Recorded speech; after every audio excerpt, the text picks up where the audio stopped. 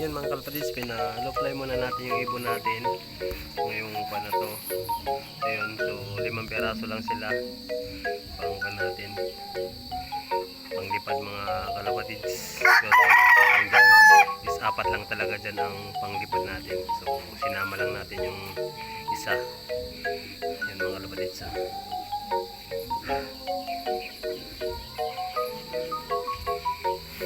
So hindi sila nakakain ng umaga kasi tawag to ang hina nila kumain, so hindi ko muna sila pinakain.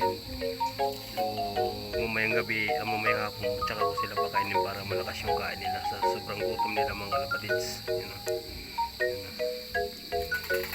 So yun mga kalapatids, so hanggang dito na lang mga kalapatids. So good luck sa lahat ng nakasali ng fundraise. So nakapag-clock din tayo ng fundraise mga kalapatids sa BFRC mga kalapatids. So yun, kaso lang 10 minutes yung ibon natin na hindi natin na-clock. So yun, 2 beses na nagpamagawa ng clock. So yun mga kalapatids, so bubush.